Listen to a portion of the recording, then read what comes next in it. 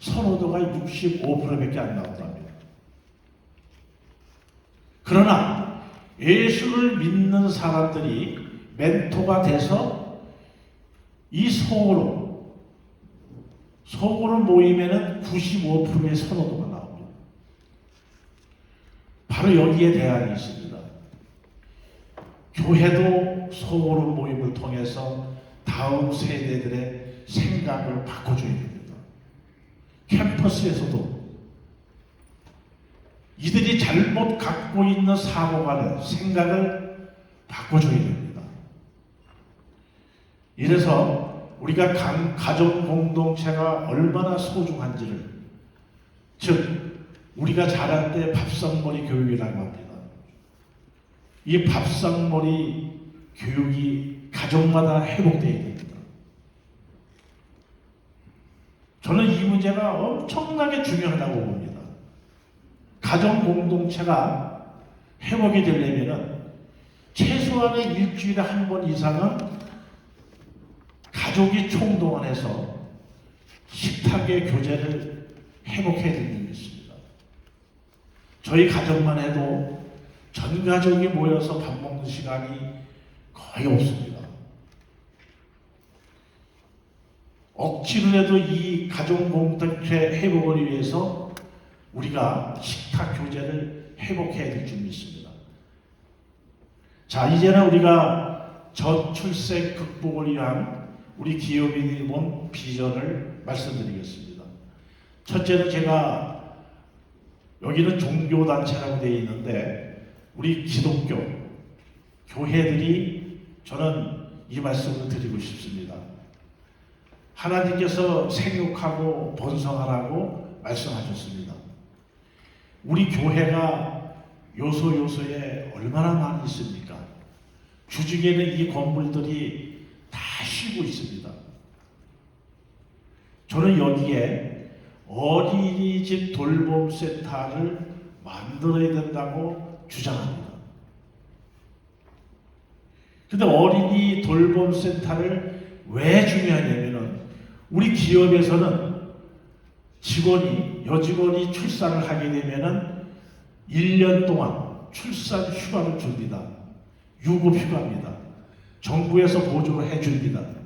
기업이 인정을 해주게 되면은 그럼 이 아이가 돌 때까지는 어머니하고 같이 양육을 할 수가 있습니다. 이때부터 어린이집 갈 때 5살이 될 때까지가 문제입니다. 약 4년 동안. 4년 동안 친정 어머니가, 시부모가 이 아이를 돌보지 않으면은 이 문제 때문에 출산을 안 합니다. 이 문제가 가장 어렵다는 겁니다. 1년 동안은 회사에서 지원이 됩니다. 정부에서 지원이 됩니다. 돌이 지난 다음에 어린이집 갈 때까지 4년 동안이 부모님들이 돌봐주지 않으면 직장을 포기해야 됩니다. 맞벌이 부부를 포기해야 됩니다. 이 문제가 가장 심각합니다. 이 문제가 우리 교회가 나서서 어린이 돌봄센터를 만들어서 우리 권사님들, 집사님들이 육아의 전문가입니다. 이분들을 최소한의 최저임금의 급여를 보장해주고 이 어린이 돌봄센터를 우리 교회마다 만들어진다고 하면은 내가 아침에 출근하면서 우리 회사의 가장 가까운 교회에 이 아이를 맡겨놓고 저녁에 퇴근하면서 이 아이를 데리고 퇴근하게 되면은 이 문제가 다소 해결될 줄 믿습니다. 그래서 우리 교회가 어린이 돌봄센터를 어떤 방법으로 만들어 나가야 된다고 봅니다. 두 번째, OECD 국가 자살률 1위입니다. 출생하는 것도 중요하지만 자살하는 것도 더 중요합니다. 자살 방지하는 것이 더 중요합니다. 60대가 20대가 60%입니다. 자살자에 대해서.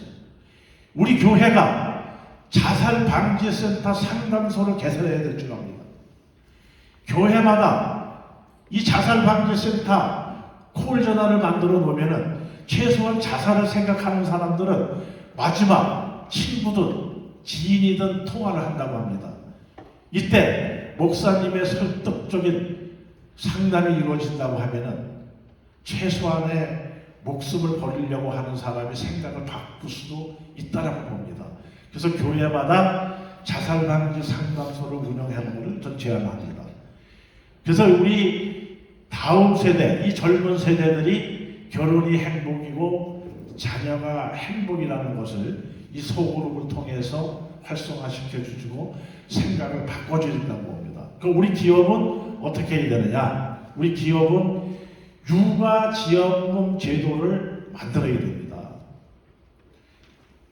육아를 지원하는 지원. 우리 직원이 육아 문제가 있다고 하면은 우리 기업의 예산을 편성해서 이 육아지원금 제도를 만들어야 됩니다. 사내의 어린이집을 만들기는 쉽지 않은 상황이지만 규모가 없는 기업에서는, 이것도 규모가 있는 기업에서는 이제는 이 제도도 만들어야 된다고 봅니다. 저는 이 자유로운 출퇴근 문제를 저희 회사가 실천을 하고 있습니다. 즉 출퇴근 유연제입니다. 오전에 10시부터 오후에 3시까지에는 있어야 됩니다. 근무지에 있어야 됩니다. 나머지 새벽을 아침에 조기 출근을 하든지 저녁에 늦게까지 근무하든지 자기 형편에 맞게끔 정해져 있는 근무 시간을 출퇴근 유연제라고 하는 겁니다. 이 제도가 저도 이 제도를 운영을 해보니까 직원들이 상당히 좋아합니다. 기업은 이러한 자유로운 출퇴근 제도를 활성화시켜야 된다고 봅니다. 자, 정부에게 저는 부탁을 드립니다. 아까 말씀드린 대로 우리 종교단체에 이 육아 돌봄센터를 만드는데 교회가 이 법으로 다 두드려 막아놨습니다. 어느 정부에선가 교회가 어린이 돌봄센터를 만들려고 하면은 법의 장애를 받습니다. 이 법을 바꿔야 되는데 이 법은 간단한 문제입니다. 건축법 시행령만, 즉 우리 국토부 장관이 풀기만 하면 됩니다. 그러면 어느 교회에서든지 육아 돌봄센터를 만들고 싶으면은 정부에서 규정하는 그런 시설을 갖춰서 그 시설을 만들고 정부가 이 예산을 1년의 육아 대책을 위해서 30에서 40조를 쓰고 있습니다. 어디로 흘러가는지 알 수가 없습니다. 저는 이 예산이 우리 교회 쪽으로 50% 이상이 지원이 돼야 된다고 봅니다.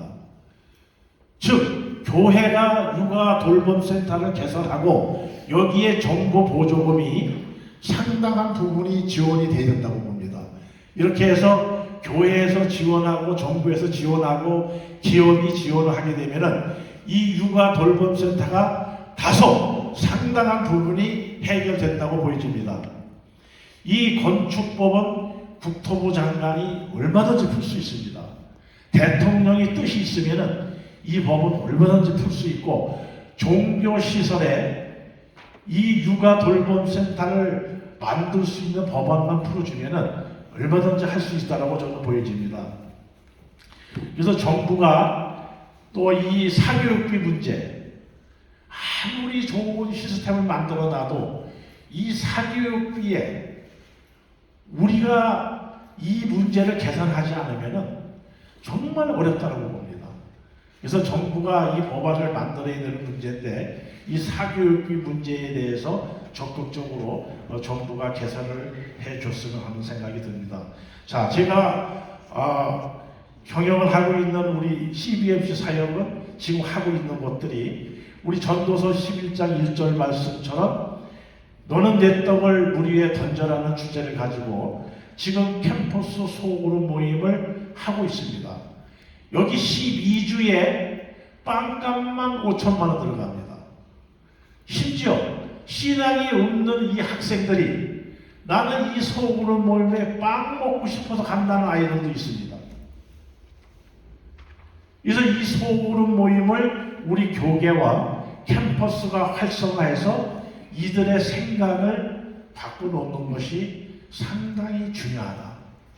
저는 이렇게 과감하게 여기서 말씀을 드리겠습니다.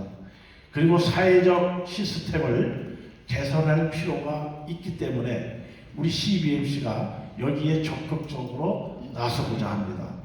그리고 우리 CBMC가 숭실대에서 이번에 창업 선교학과를 개설했습니다. 창업 아이디어를 공부해서 그 창업 아이디어를 가지고 우리 실업인 기업인들에게 런칭도 하고 또 그가 창업을 준비하는데 우리 기업인들이 우리 CBMC가 적극적으로 지원하려고 합니다. 그래서 숭실대에도 창업 선교학과가 이번에 개설이 돼서 우리 CBMC 교육위원장이 첫 교수로 발령을 받았습니다. 이렇게 해서 우리 CBMC와 또 우리 일터 사역자들과 우리 교계와 또 캠퍼스가 연합을 해서 잘못된 생각을 가지고 있는 이 MZ세대, 다음 세대들의 생각을 바꿔줄 필요가 있다고 생각합니다. 꿈을 가지고 다음 세대를 만들어가는, 즉 출산이 애국이다.